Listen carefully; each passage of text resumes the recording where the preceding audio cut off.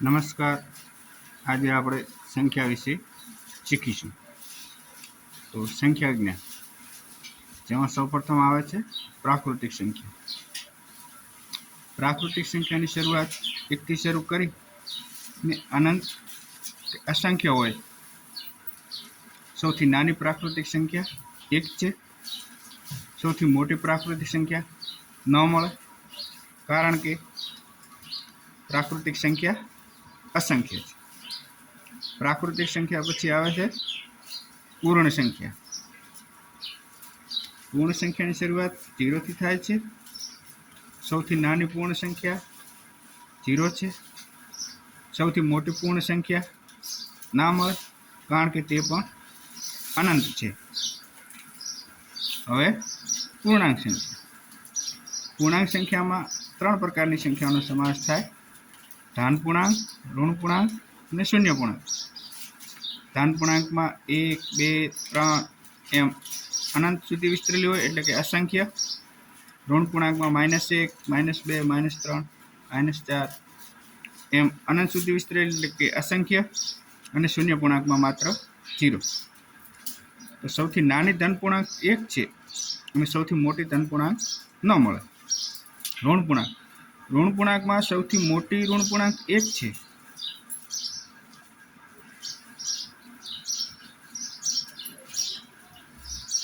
અને સૌથી નાની ના મળે, કારણ કે ઋણ પૂર્ણાંક પણ અસંખ્ય છે. જેમ કે આપણે સંખ્યા રેખા ઉપર જઈએ, આ સંખ્યા રેખા છે 0, આ 1, 2, 3. તો સંખ્યા રેખા ઉપર આપણે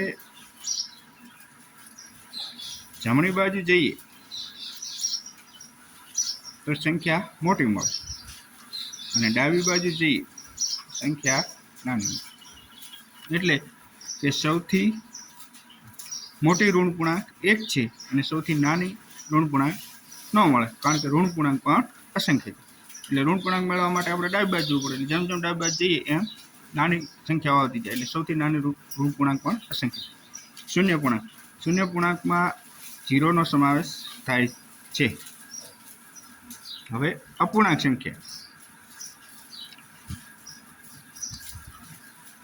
તો કે જે સંખ્યા પૂર્ણ ન હોય તેમને અપૂર્ણાંક સંખ્યા કહેવાય. જેમ કે 1/2, 4/2, 3/5, 5/3 વગેરે. અપૂર્ણાંક સંખ્યામાં જે સંખ્યા ઉપર આવેલી હોય તેને અંશ કહેવાય. જે સંખ્યા નીચે આવેલી હોય એને છેદ કહેવાય. અપૂર્ણાંકના 2 પ્રકાર: શુદ્ધ અપૂર્ણાંક અને અશુદ્ધ અપૂર્ણાંક. જે સંખ્યાનો અંશ છેદ કરતા નાનો હોય તેને શુદ્ધ અપૂર્ણાંક કહેવાય, અને જે સંખ્યાનો અંશ છેદ કરતા મોટો હોય તેને અશુદ્ધ કહેવાય. એટલે કે આ ઉપર છે એને અંશ કહેવાય, નીચે છે એને છેદ કહેવાય. તો અંશ નાનો તો શુદ્ધ, અંશ મોટો તો એ અશુદ્ધ અપૂર્ણાંક. અશુદ્ધ અપૂર્ણાંકને મિશ્ર અપૂર્ણાંકમાં ફેરવી શકાય, જ્યારે શુદ્ધને ફેરવી શકાય નહીં, કારણ કે અશુદ્ધ અપૂર્ણાંકને ભાગી શકાય છે, જ્યારે શુદ્ધ અપૂર્ણાંકને ભાગી શકાતા નથી. જેમ કે 5/3 5 અંશ અને 3 છેદ છે. જેને આપણે ભાગાકાર કરીએ તો 5/3 કરીએ તો શેષ 2 વધે. તો આ 3 છે એ ભાજક કહેવાય, 1 છે ભાગફળ કહેવાય, 5 છે ભાજ્ય કહેવાય.